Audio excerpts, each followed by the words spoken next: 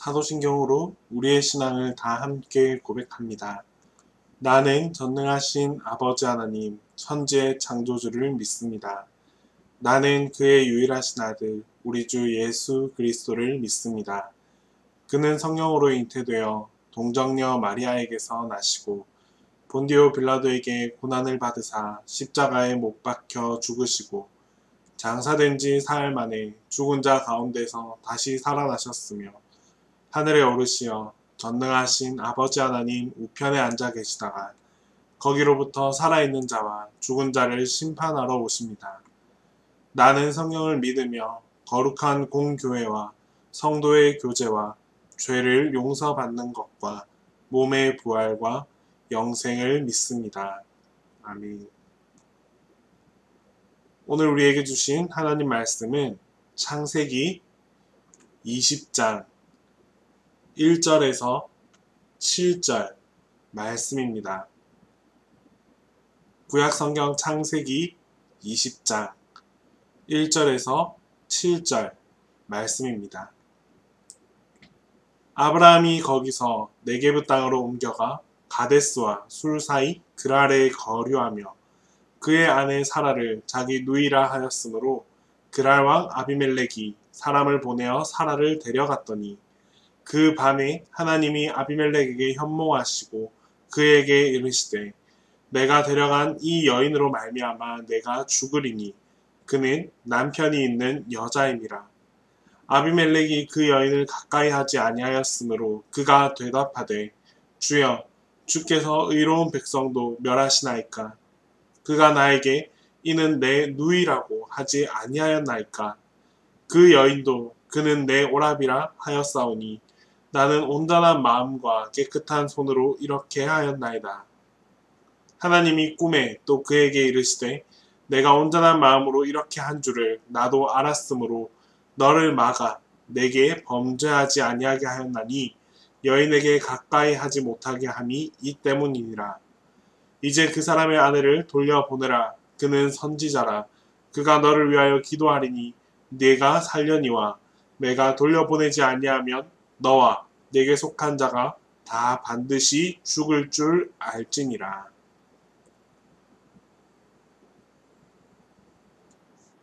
지금 우리는 2차 코로나19로 인하여서 또 한 번의 어려움과 또 힘든 시기를 함께 보내고 있습니다.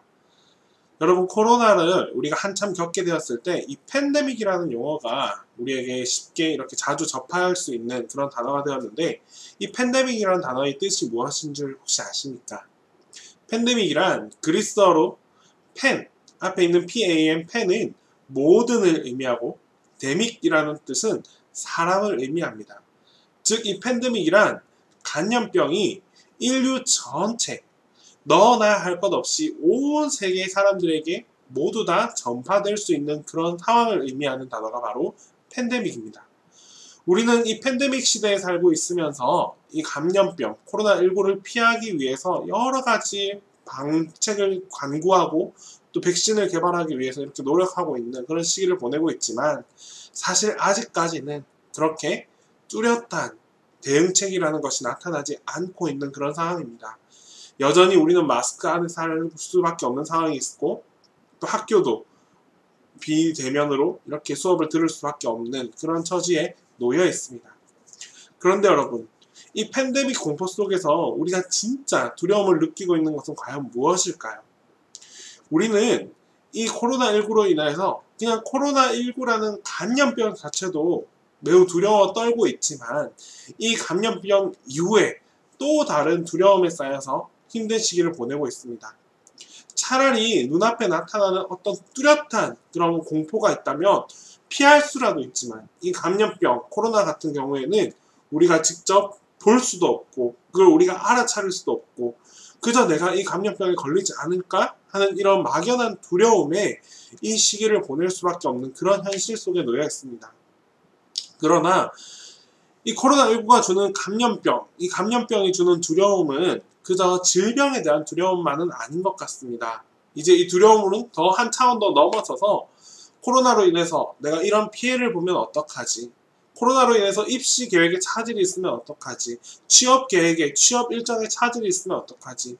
또 당장 우리 청년들 자격증 시험에 있어서 여러 가지 어려움을 겪고 있는 이런 것도 바로 다 두려움이라 할 수 있습니다. 자, 이런 두려움이 우리 앞에 나타나고 있고 두려움이 팽배하고 있는 이런 사회 속에서 살아가고 있는데 우리는 그렇다면 이 두려움을 어떻게 대응하고 어떻게 받아들여야 하겠습니까? 오늘 성경 본문에는 이 두려움에 관한 이야기가 등장합니다. 우리가 너무나 잘 알고 있는 아브라함. 여러분들은 이 아브라함에 대해서 어떻게 생각하십니까? 보통 아브라함은 어떤 사람입니까? 라고 질문을 하면 첫 번째 대답이 믿음의 조상입니다. 라고 대답을 합니다. 아브라함은 아들 이삭을 제물로 바칠 만큼 그런 대단하고 담대한 믿음을 가지고 있던 사람이면은 틀림이 없습니다. 하지만 이 믿음을 통해서 큰 축복을 받았음에도 불구하고 아브라함의 생애, 그의 가족사에 있어서는 씻을 수 없는 아픔이 있고 씻을 수 없는 치욕적인 그런 한 가지의 결점이 아브라함에게도 존재했습니다. 그것이 무엇인가 하니 아브라함은 무슨 이유였는지 오늘 본문에서 가데스와 술 사이에 있는 그 그랄 땅으로 아브라함은 향하게 됩니다. 이 그랄 땅은 당시에 블레셋 사람들이 거주하는 그런 땅이었습니다. 그곳에서 아브라함은 자기 아내를 찾는 그 아비멜렉 왕에게 자기 아내를 누이다라고 속이는 이상한 행동을 하게 됩니다. 여러분, 왜 아브라함이 그 왕 앞에서 자기 아내를 누이라고 속여야만 했을까요? 알고 봤더니 아브라함은 이것이 첫 번째가 아니었습니다. 이미 이전에 애굽에서도 이와 똑같은 상황 속에서 비슷한 상황 속에서 자기의 아내를 누이다라고 속이면서 그렇게 위기를 한번 모면했던 경험이 있었습니다. 아브라함이 이처럼 자기의 사랑하는 그 아내를 누이다라고 속이는 가장 큰 이유, 가장 결정적인 이유는 바로 아브라함 안에 있는 두려움 때문이었습니다. 만약에 이 사라가 나의 누이가 아니라 나의 아내라는 사실이 알아차려진다면 나는 죽임을 당하고 나의 아내는 강제로 빼앗김을 당할 것이다 라는 이런 두려움이 있었기 때문에 그는 거짓말로 사랑하는 아내를 누이다 라고 속일 수밖에 없었습니다. 자, 모든 행동의 원인이 바로 두려움에 있었습니다. 믿음 있는 사람도, 아브라함같이 큰 믿음이 있는 사람도 이 두려움이 닥쳐왔을 때 믿음이 아닌 말도 안 되는 이런 엉터리 행동으로 무너질 수 있음을 우리는 성경 속에서 볼 수 있습니다. 아무리 담대한 믿음을 가졌다 할지라도, 자신의 아들을 하나님 앞에 드릴 수 있는 그런 담대한 믿음이었다 할지라도 그 앞에 두려움이 나타나자, 자신 앞에 더 큰 두려움이 나타나자 말도 안 되는 이런 어리석은 행동을 범할 수밖에 없었다라는 사실입니다. 이처럼 두려움이라는 것은 우리 사람들의 행동과 우리의 생각을 마비시키고 또 그 행동에 대한 책임을 엉뚱한 대로 만들 수 있는 그런 말도 안 되는 결과를 불러일으킬 수 있는 그런 요소가 바로 두려움입니다. 믿음이 있는 사람, 믿음이 있어 보이는 사람도 결국에는 다 우리와 동일한 인간입니다. 그 안에 그 사람 속에서 두려움이 들어갈 때 우리 사람들은 올바른 행동과 올바른 판단을 하지 못하는 경우가 종종 있습니다. 그저 엉뚱한 행동, 상식에 어긋난 행동을 쉽게 범할 수 있는 그런 처지에 임하게 된다는 것이죠.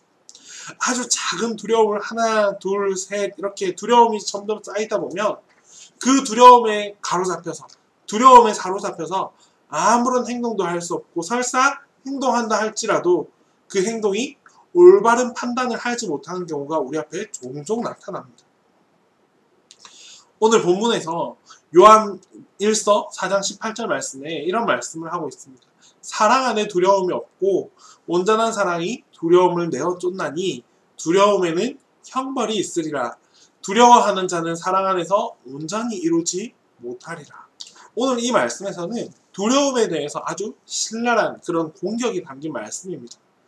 두려움은 성도가 가지고 있을 상태가 아니라는 말입니다. 우리가 이 두려움을 가지고 있어서는 안 된다라는 말씀입니다.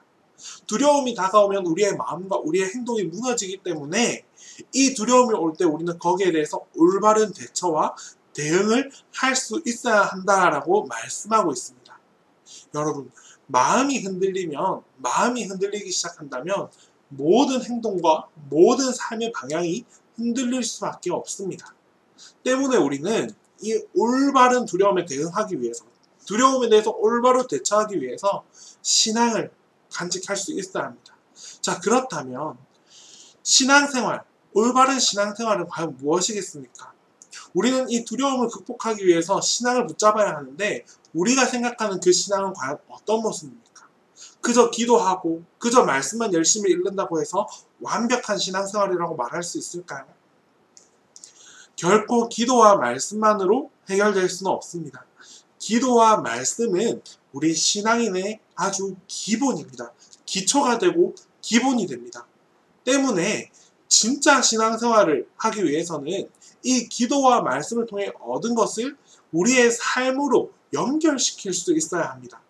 즉, 우리의 두려움 앞에서 흔들리는 우리의 마음을 기도와 말씀으로 굳건하게 만들 수 있는 것, 그것이 바로 두려움을 신앙으로 넘어서는 그런 방법이다라고 말할 수 있습니다.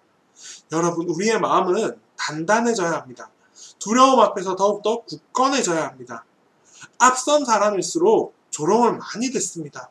앞서 나아간 사람일수록 여러 가지 질투와 핍박들을 많이 받습니다.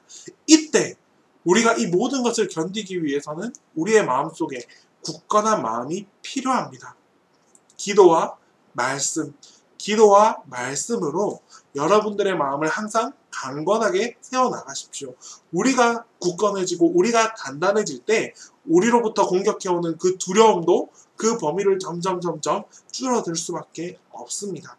두려움에 당당히 맞서 싸울 수 있을 만큼 우리의 신앙을, 우리의 믿음을, 우리의 기도를 더욱더 굳건히 할 수 있는 청년 여러분들이 될 수 있기를 바랍니다. 두려울 때 우리의 마음뿐만 아니라 우리의 행동이 무너지는 모습을 우리는 쉽게 볼 수 있습니다. 때문에 이렇게 두려움이 우리에게 찾아올 때는 여러분들의 마음이 보다 더 굳건해지고 보다 더 행동도 올바로 설 수 있어야 합니다. 다시 한번 말하지만 두려울 때는 정상적인 판단과 정상적인 행동을 할 수 없습니다.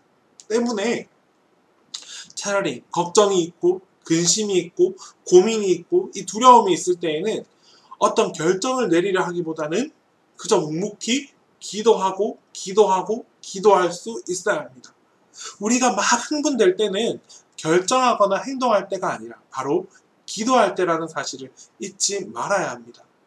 고난과 두려움이 우리 앞에 닥쳐올 때 그때는 그 어떤 행동도 하지 말고 그저 우리가 기도함으로 하나님의 방법을 구하고 하나님의 뜻을 구하고 하나님을 통하여서 내 마음을 굳건히 다질 수 있는 그런 노력들이 필요합니다. 그런 노력을 실천할 때 우리의 마음속에서 두려움은 점차 누그러뜨릴 수 있다는 사실을 잊지 말길 원합니다. 두려움뿐만 아니라 욕심이 우리 안에 나타날 때도 마찬가지입니다. 두려움도 행동해서는 안 되겠지만 욕심이 우리 안에 찼을 때도 섣불리 행동해서는 안 됩니다. 우리의 삶 가운데 욕심이라는 것이 과연 도움이 되는 경우가 얼마나 있겠습니까? 욕심을 다 내려놓고 못 박는 그런 모습이 있을 때, 욕심을 다 내려놓고 하나님 앞에 우리의 욕심을 다 못 박을 수 있을 때, 그때 우리는 비로소 승리할 수 있게 됩니다. 욕심과 두려움 모두 다 우리의 것이 아니니 이 모든 것을 다 내려놓고 하나님께 더욱더 기도하면서 의지할 수 있기를 바랍니다. 결국 아브라함은 그렇게 엉터리 같은 행동을 했음에도 불구하고 하나님께서는 이 아브라함을 놓지 않았습니다. 그를 사랑해 주셨고 지켜주시고 그의 아내를 돌려주셨습니다. 이것이 우리의 하나님입니다. 여러분들이 만약 두려움에 쌓여서 어떤 행동을 한다 할지라도 하나님께서는 끝까지 여러분들을 지켜주실 것입니다. 하지만 그 이전에 우리가 두려움이 우리 앞에 닥쳐왔을 그 순간에 그 어떤 행동이 아니라 하나님을 먼저 구하고 먼저 의지할 때 우리는 이 두려움을 넘어서서 하나님의 뜻을 구하고 하나님의 방법을 구할 수 있습니다.